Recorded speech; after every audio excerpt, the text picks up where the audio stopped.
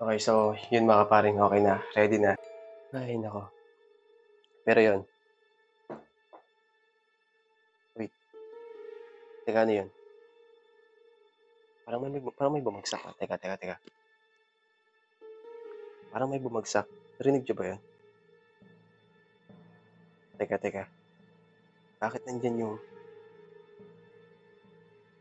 Human, what's up sa inyong lahat? Nagbabalik tayo for another paranormal game.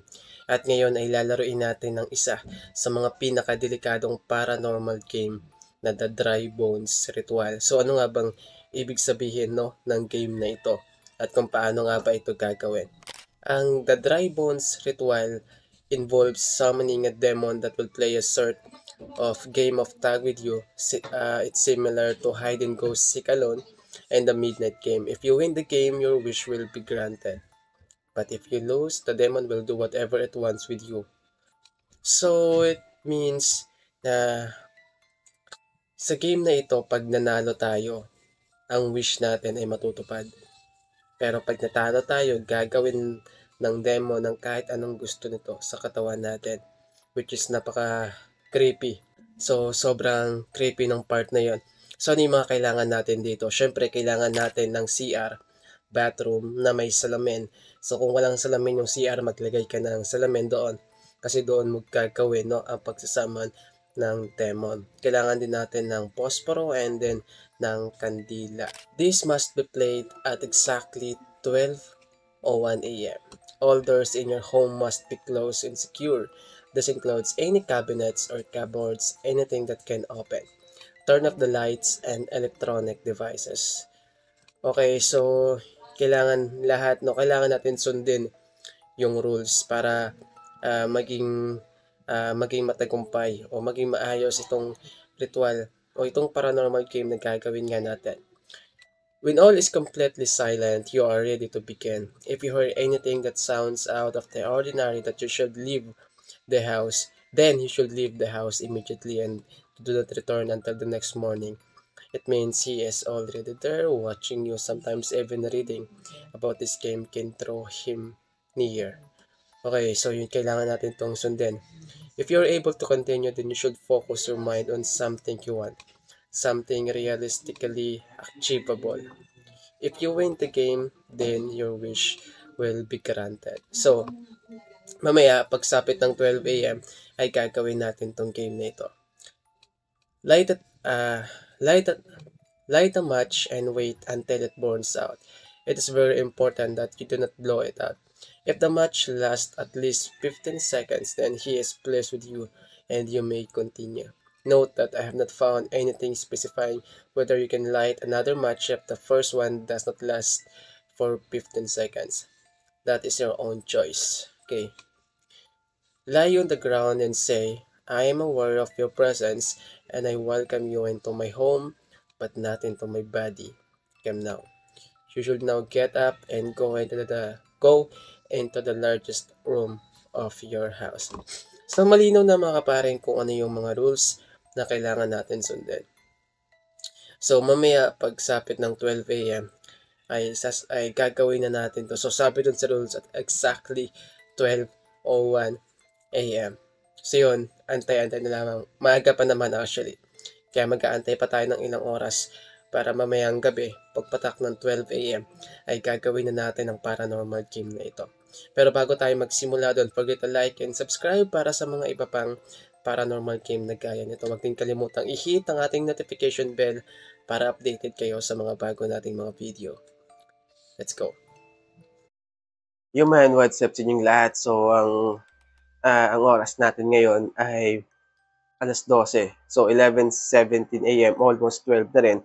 At exactly 12 ay sisimulan na natin. No? As I said kanina, sisimulan na natin ang game na Dry Bones Ritual. Ito yung klase nga na as I said, ito yung klase ng paranormal game na magsasaman tayo ng isang demon entity.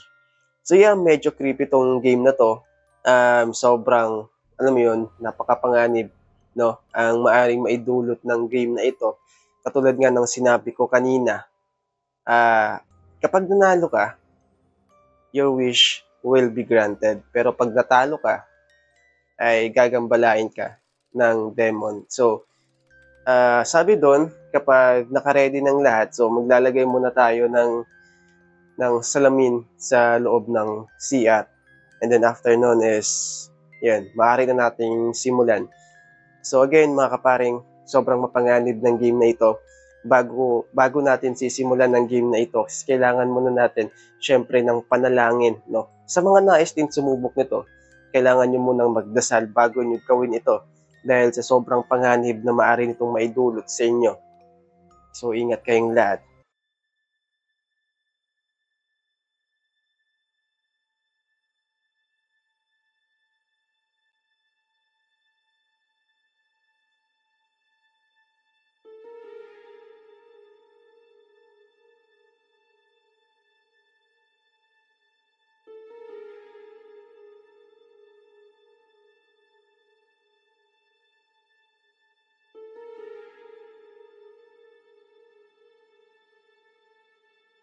Okay, so yun mga kaparing, okay na, ready na. Andito na yung salamin. So pwede na tayo magsimula, no? Nga pala, yung posporo and yung kandila, kailangan hindi natin makalimutan yun. So yun man, so far nandito na ako ngayon sa CR. So let's go. Papatayin, sabi dun sa mga rules, kailangan no, sa pagsisimula nito is nakapatay ang ilaw. So papatayin natin yung ilaw. Okay. So meron na rin tayong kandila dito.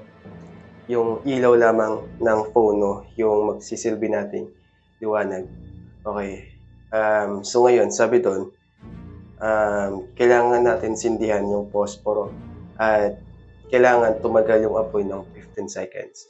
And then, pag nangyari yun, is, yun yan, next step na tayo. Pwede na natin simulan. So, mag-i-stay tayo dito at babanggitin natin ang katagang.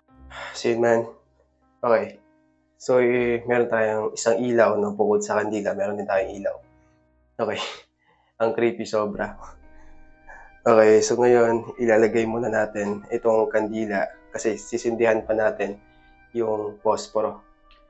Okay, ngayon, ito ang unang sindi natin. Kailangan umabot to ng 15 seconds. And then, pag nangyari yon is, maaari na natin simulan, no, yung game. So, kailangan tumagal itong apoy ng 15 segundo. Okay. 1, 2, 3, 4, 5, 6, okay. Teka, di siya tumagal ng 15 seconds. So, try natin ulit. Try lang. Kailangan mo na kasing tumagal ng 15 seconds bago officially magsisimula no, yung game. 1, 2, 3, 4, 5, 6, 7, 8, 9, 10, 11, 12, 13, 14, 15. Okay. I don't know kung nagkataon na ba talaga. Pero yun, umabot ng 15 segundo. I'm aware of your presence. Please come to my house. Okay. That's it, man. So yun, oras na para lumabas at magtago. Simulan na natin. Okay, man. So ngayon, andito tayo ngayon. Sa labas na tayo. Sobrang creepy nga lang. At magtatago tayo dito. Saan ba tayo pwede? Di kasi tayo pwede sa magkabilaang kwarto. Lahat kasi sila tulog na. So, mahirap nang makaabala. So, dito lang tayo sa may sala. Yan. Dito tayo. Okay. Okay. Yeah, man. Sobrang creepy ng paligid. Sobrang dilim. Yun. Tayo pa lamang, no? So, kailangan na talaga natin talasan yung ating pandinig. Ngayon, ang sabi sa mga rules, kapag may narinig tayong ingay o kalabog, ibig sabihin nandito na ang demon at kailangan nating lumabas. So, ang mahirap sa part na to kasi is mag-i-stay tayo sa labas hanggang 3 AM. So, hindi tayo pwedeng bumalik dito hanggat hindi pa nagsisimula, no, yung 3 AM. So, mahirap talaga, mahirap na pag nagkataon kasi pag may nangyari. hanggang 3:00 ng madaling araw, mag-i-stay tayo sa labas. Though ilang oras na lang naman na is 3 AM na.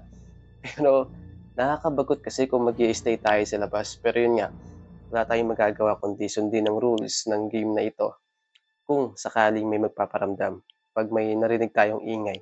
Pero kung wala naman, mag-i-stay tayo dito. Nagawa naman natin ng maayos yung game doon sa loob ng CR 'no. So, nagawa naman natin siya ng maayos. Hindi ko alam kung ano, ay naku. Pero yun, wait, teka ano yun? Parang may bumagsak, teka. Parang may bumagsak. Narinig niyo ba yun? Teka, bakit nandiyan yung man, wait, teka. As far as I know, nasa may lamesa yung scotch, yung masking tape. Kaya nakakapagtaka kung paano bumagsak. Hindi ko kasi nakita, eh. Narinig ko lang na may bumagsak. Men, wait, ang creepy. Okay, so, teka, wait. Unang beses pa lang naman yun 'no. So, unang beses pa lang naman yun. Actually, sobrang dilim na nga ng labas, eh, oh. Wala ng katao-tao sa labas, sobrang creepy na. Kaya unang beses pa lang naman, pero wala, eh, no choice. Kailangan natin lumabas for the safety na rin. Yeah, para sa kaligtasan natin, kailangan natin mag-stay sa labas ng hanggang 3 AM, then babalik tayo dito. Pero, unang beses pa lang naman yun na may narinig tayo. So, puwede pa rin natin tapusin ngayon yung game. Men, medyo creepy. Ang creepy men, hindi ko paano bumagsak? Teka, men ang creepy, paano bumagsak? Ito yung tape na yun. Teka,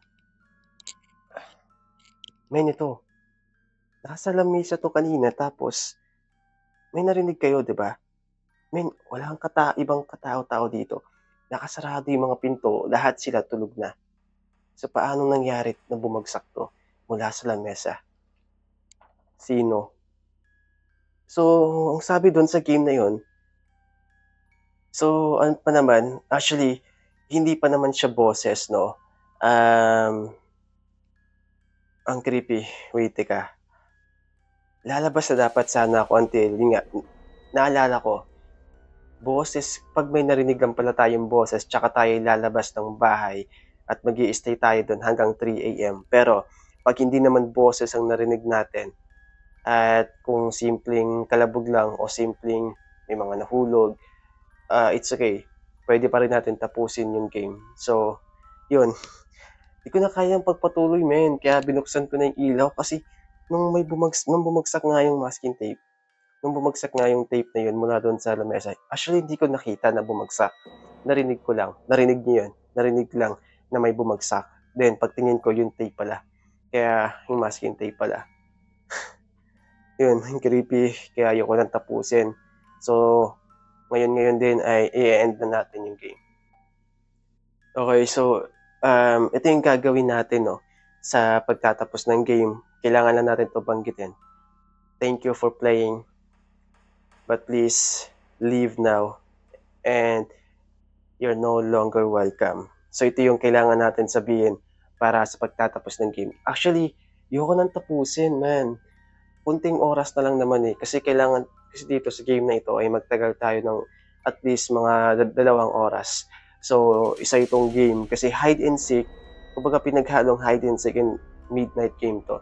So, may part dito na magtatago tayo and sa hindi naman kalawakan itong bahay natin, 'tong apartment. So, ayoko nang tapusin kasi mula nung may bumagsak men, yung bumagsak yung masking tape mula dun sa lamesa, hindi natin nakita as I said, pero narinig lang natin. Yun. So yun man, mga kapareng, maraming salamat sa panonood at magkita-kita tayo sa ating mga susunod na mga paranormal game, mga creepy game. Muli, I'm Mr. Godlex. Don't forget to like and subscribe and hit the notification bell para updated kayo sa mga bagong paranormal game natin. Again, ako si Mr. Godlex. Bye-bye. Babala sa mga nais sumubok ng game na ito. Mag-ingat kayo. Huwag kayong magpapadala. Tandaan ninyo na ang mga paranormal game ay hindi biro lamang. Ito ay may katotohanan. At syempre, huwag din kalimutang magdasal bago simulan ang game na ito. So yun lang man. Maraming salamat sa panonood. Bye-bye.